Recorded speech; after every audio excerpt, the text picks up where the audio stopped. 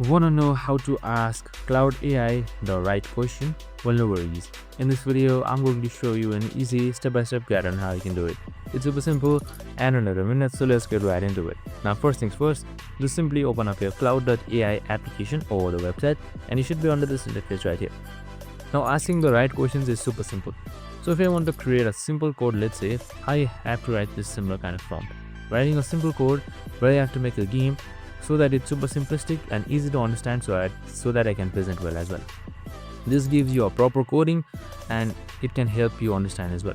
Next thing, you can just simply write in your problem first. So what are you facing a problem with? Let's say importing movements. So what is your book?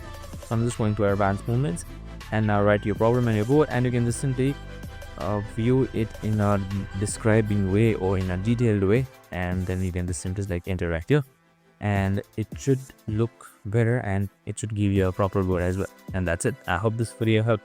If it did, make sure to like, subscribe, and tune in with us for more of these videos. See you in the next one.